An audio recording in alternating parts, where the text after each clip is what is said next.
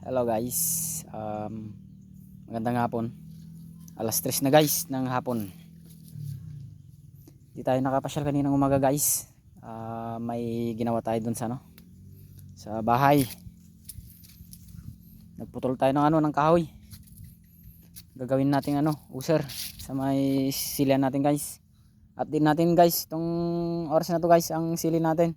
Kung kamustahin natin sila guys. Ito na guys ang sili natin guys. Yung iba kasi guys nangungulot. Hindi tayo nakapag calcium nitrate.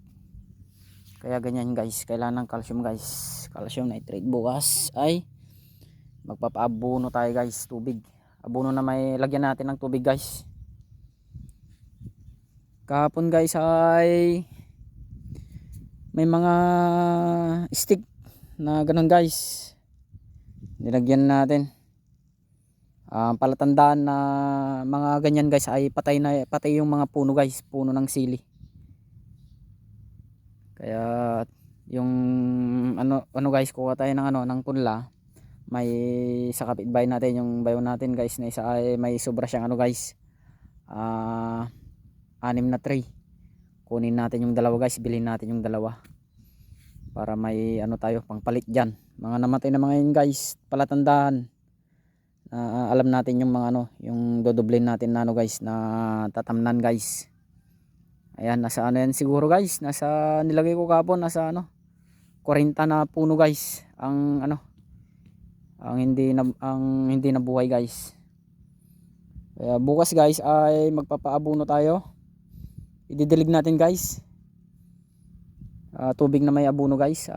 Pagaloyin natin yung sulfate saka calcium nitrate. Ang calcium kasi guys kailangan sa puno yan para sa sa ugat at sanga.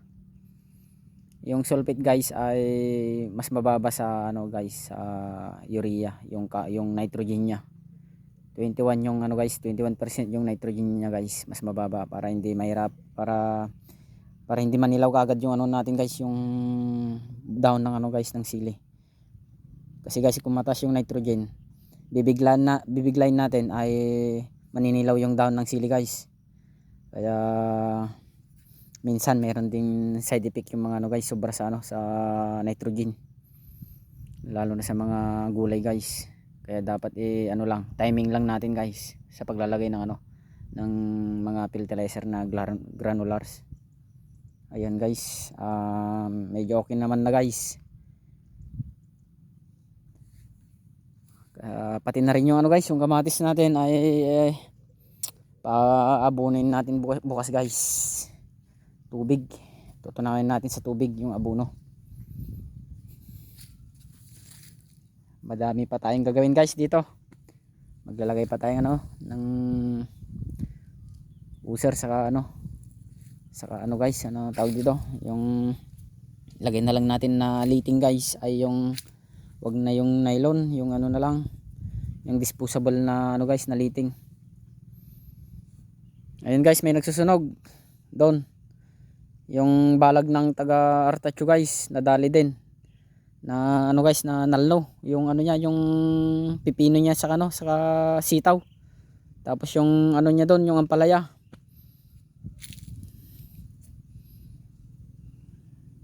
Kaya ang daming nasirang guys, gulay. At nagmahal sa bagsakan. Ngayon guys ay halos sumabot ng 100 per kilo. Kahit 1,000 pa yung per kilo guys, wala pa tayong maibibenta guys. Ano pa to, mga nasa, siguro maghintay tayo mga nasa 2 months siguro guys. 2 linggo ang hintayin natin guys bago tayo makapagpitas siguro. Tignan na lang natin kung guys, kung yung diskarte natin guys ay guys ay maganda, makakapagpitas tayo kagad. Kung yung diskarte ay hindi nakakabagay, ay hindi tayo makakapagpitas kagad guys. Ayan guys, okay naman na guys. Bale guys, 29, 30, 31, 1, 2, 3, 4, 5, 6, 7, 7, 8. 10 araw niya ngayon guys. Ayan. Tayo naman guys, habang hinihintay natin ang paglubog ng araw, alas 3 na guys, ay pinutol ko tong guys, mga sanga. Para may panggatong tayo guys, kasi napakamahal na ng gasol. Yung binibili natin na gasol. Yung brand ng nakalimutan ko na yung brand namin na binibili namin. Yung kulay orange. Ayan guys. Pinutol natin guys. Kasi nakasilong guys. Ayan inakyat ko yan guys. Ayan. Hindi na natin nilagyan ng yan. Ito guys, plastic mulch. Ito guys, nahalata na yung guys, yung dahon. Nung bagong tanim pa lang yan guys, hindi natin mapapansin yung dahon ng sili. O, hindi na natin nalagyan ng yan guys, ng plastic mulch kasi kulang tayo sa budget. Ganyan lang muna.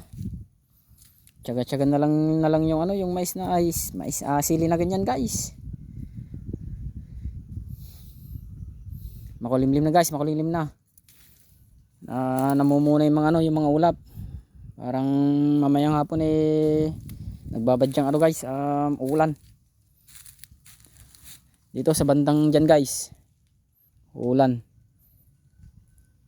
May posibilidad na guys na ihangin niya yung yung ulan pumunta dito guys.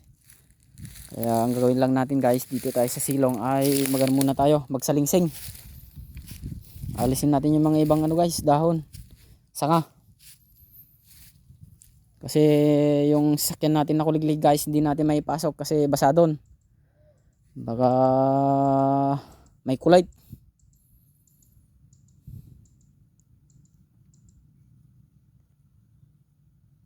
Ayun guys, hanggang dito lang muna guys ang atin guys,